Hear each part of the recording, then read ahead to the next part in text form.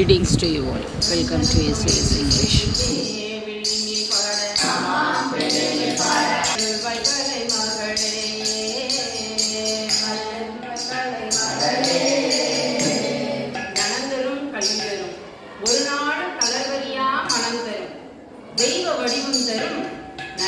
நெஞ்சில் வஞ்சமில்லா இனந்தரும் எல்லாம் தரும் அன்பர் என்பவர்க்கே கணந்தரும் பூங்குழலாள் அபிராமி கடைக்கண்களேன்னு அபிராமிய மனை மங்களத்து நாயகனே மன்னாளும் முதலிறைவா பொங்குதல வயிற்றோனே பொற்குடைய ரத்தினனே சங்கடனார் இருமதலாய் சங்கடத்தை சங்கரிக்கும் எங்கள் குல விடிவிளக்கே எழில்மணியே கணபதியேன்னு முழுமுதற் கடவுளான விநாயகர மனை ஓம் அதிபுத்திரனே போற்றி, ஓம் ஆரோக்கியம் அறிவோனே போற்றி, ஓம் அக்கினி பிழம்பே போற்றி, ஓம் ஆதி தெய்வமே போற்றி, ஓம் இயற்கை சக்தியே போற்றி, ஓம் இயங்க வைப்போனே போற்றின்னு கதிரவனை வணங்கி இன்னைக்கு நம்ம பாடலை தொடங்கலான்னு வந்திருக்கோம்.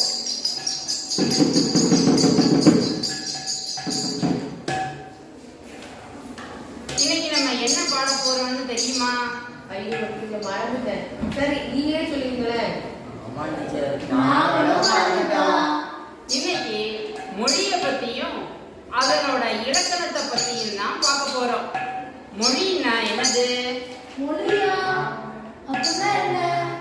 மொழி அப்படிங்கிறது குறியீடுகளையும் அதை பயன்படுத்தக்கூடிய விதிமுறைகளையும் உள்ளடக்கிய ஒரு இணைப்பு கருவி. அந்த மொழியத்தான் நம்ம இலக்கணத்தோட படிக்க போறோம். மொழினா என்னதுன்னு சொல்லுங்க பாப்போம்.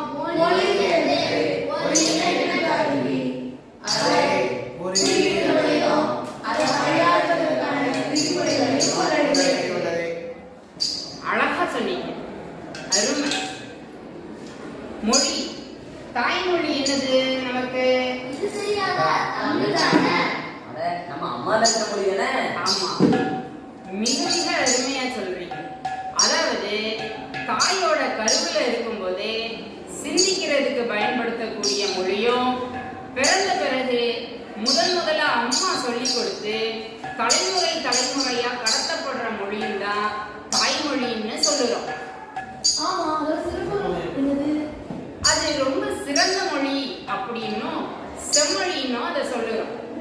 எல்லாருக்கும் தாய்மொழியில தான் சிந்தனையும் படைப்பு திறனும் உருவாகுதுன்னு சொல்லுறாங்க. அதனாலதான் நம்ம ரெண்டாம் மொழியான ஆங்கிலத்தை படிக்கிறதுக்கு தாய்மொழியிலேயே கத்துக்கலான்னு வந்திருக்கோம். இரண்டாவது மொழி அப்படிங்கிறது தாய்மொழிக்கு அடுத்தபடியா நம்மளோட பயன்பாட்டுக்கு பயன்படுற மொழி. நம்மளுக்கு ஆங்கிலேயர்கள் ஆதிக்கம் இருக்கும் பொழுது வேரூன்றிய மொழியாகவும் உலக வர்த்தகத்தினால பல்வேறு நாடுகளால ஏற்றுக்கொள்ளப்பட்ட மொழியாகவும் ஆங்கிலம் தான் இரண்டாவது மொழியா தேர்ந்தெடுக்கப்பட்டிருக்கு. அந்த ஆங்கில இலக்கணத்தை தான் தாய்மொழி மூலமா படிக்க போறோம். இலக்கணம் அப்படிங்கிறது இலக்கு பிளஸ் அணம்னு பிரிக்கிறாங்க. அதாவது மொழியில் உள்ள குறியீடுகளை எந்தெந்த விதிமுறைப்படி படிச்சு எழுதணும் அப்படின்னு சொல்லி கொடுக்கிறது தான் இலக்கணம். அது ஆங்கிலத்துல கிராமர்னு சொல்லுறோம். இன்னைக்கு நம்ம பேசுறதுக்கு பயன்படுற எழுத்து கோர்வைய என்னன்னு சொல்லுறோம்? ஆமா, சொற்கள்னு சொல்லுவோம் இல்லையா? அந்த சொற்கள் எத்தனை வகைப்படும்னு தமிழ்ல படிச்சிருக்கீங்களா? அருமை. அந்த 4 வகையான சொற்கள் என்னெல்லாம்னு தெரியுமா?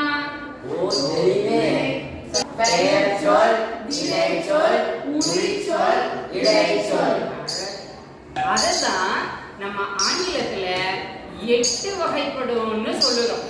அதாவது பெயர்ச்சொல், வினைச்சொல், உரிச்சொல், இடைச்சொல்லுக்குள்ளேயே நம்ம ஆங்கிலத்துக்கு மட்டும் கூட நிறைய பகுதிகளா இருக்கு. அதத்தான் noun, verb, pronoun, adjective, adverb, preposition, conjunction and interjection 8 வகையா இருக்கிறதா சொல்லுறோம்.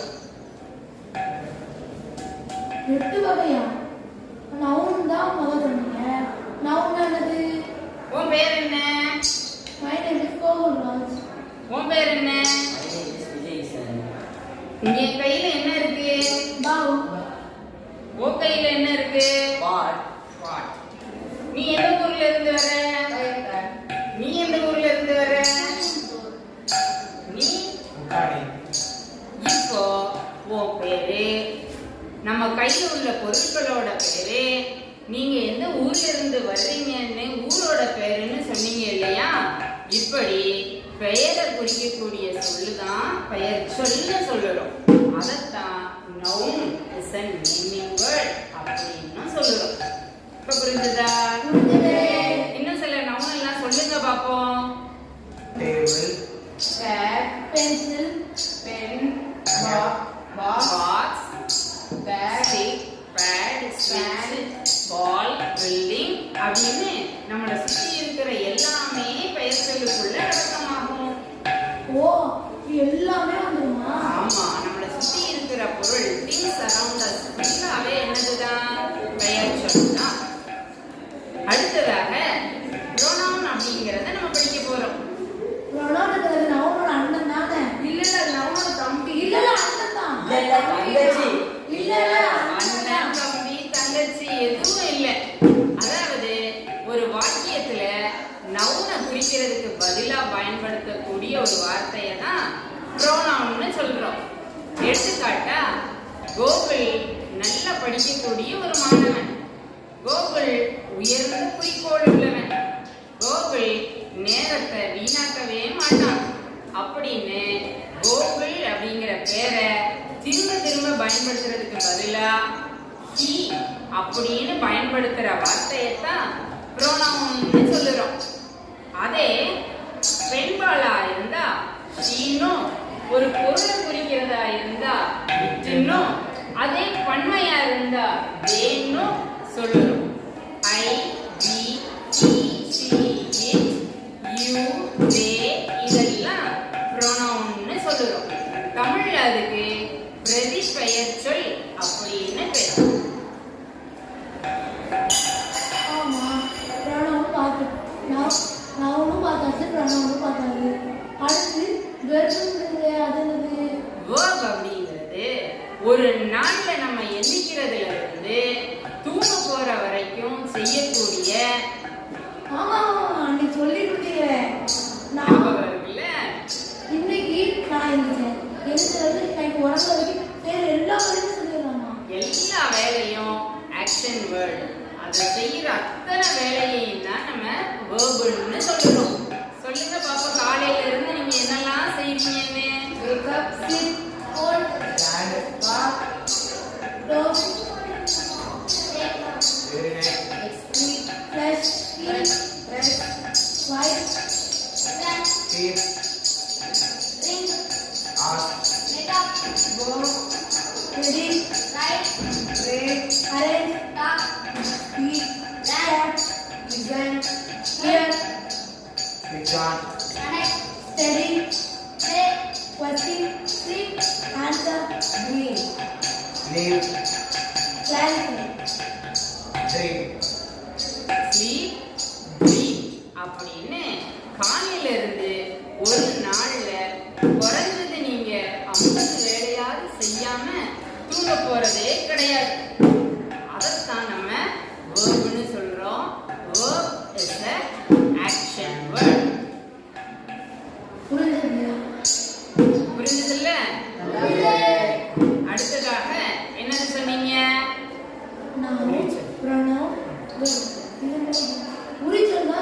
உரிச்சொல் தானே சொன்னீங்க தமிழ்ல. அதே மாதிரி பெயர் சொல்லுக்கும் வினை சொல்லுக்கும் உரிய சொல்லா வர்றதுதான் உரிச்சொல். அதாவது Sita is a clever girl. I have some apples. He is fond of tea. இதுல some, fond, clever, brilliant, wonderful இந்த மாதிரி வார்த்தைகள் எல்லாம் நவுனை விவரிச்சு அதுக்குரிய குணத்தை சொல்லும். அதனால தான் இந்த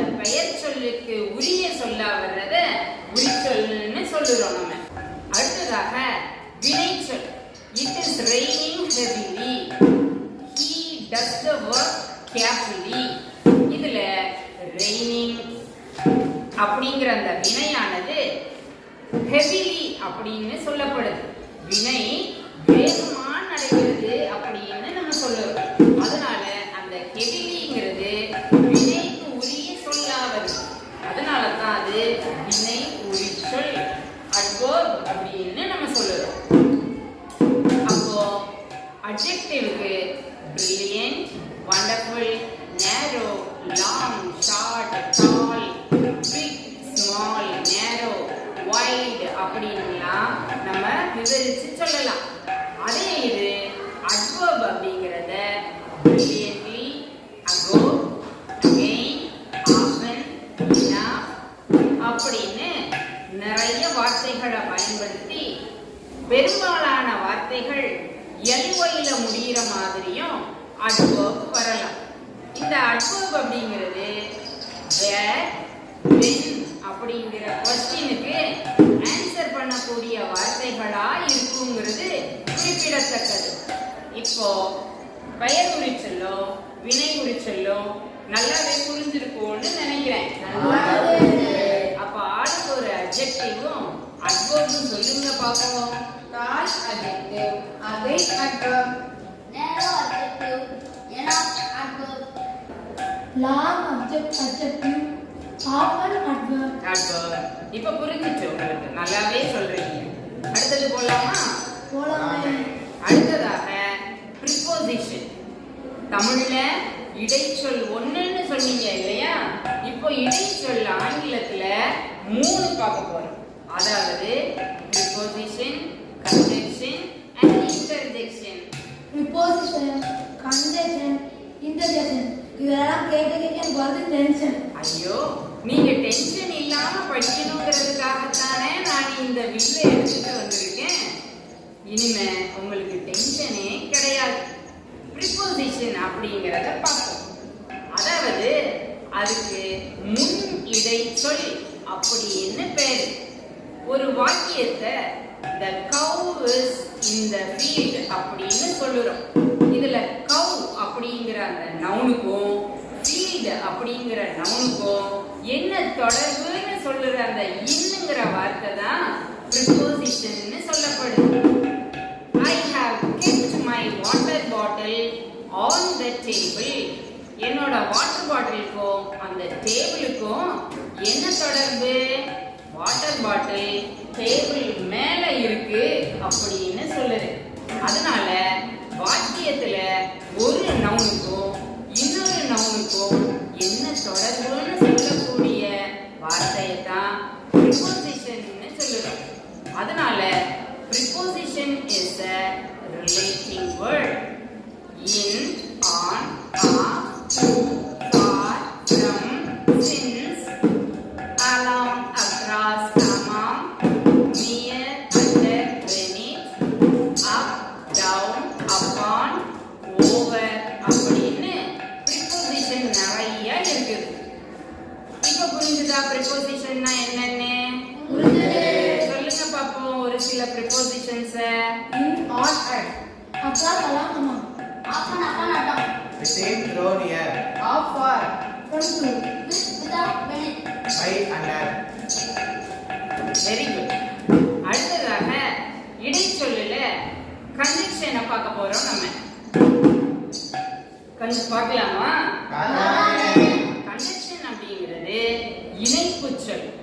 அதாவது இரண்டு பொருளையோ இரண்டு வாக்கியத்தையோ தொடர்ச்சியா சொல்லும் பொழுது and, but, yet, still அப்படிங்கிற வார்த்தைகளை இணைப்பு சொற்களா பயன்படுத்துவோம். அதைத்தான் நம்ம கன்ஜெக்ஷன்னு சொல்லுறோம். Mithun and Vimala was to market. இதுல நான் 2 பேரோட பேரை சொல்லியிருக்கேன். அதனால தான் இணைப்பு சொல்லா and யூஸ் பண்ணியிருக்கேன். The man is very poor but he is honest. அதாவது அந்த மனுஷன் ஏழையா இருந்தாலும் அவன் நேர்மையானவனா இருக்கான் அப்படின்னு சொல்லுற இடத்துல but யூஸ் பண்ண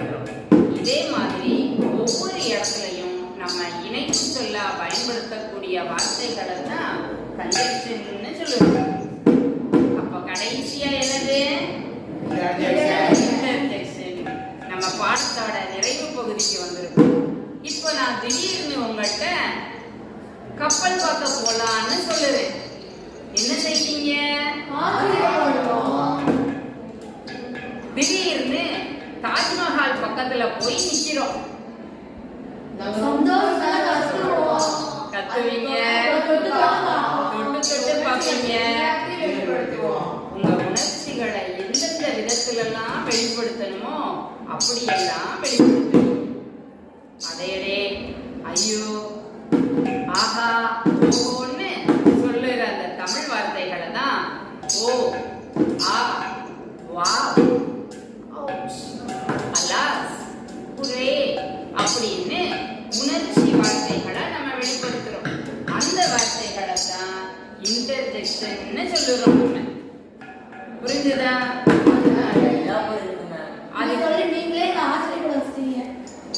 அப்படியா? ரொம்ப சந்தோஷம். ஸோ உங்களோட முகத்தெல்லாம் பார்க்கும் பொழுது எனக்கும் அதிகமான சந்தோஷம் வருது. அதுவும் வியப்பிடை சொல்லதான் வருது.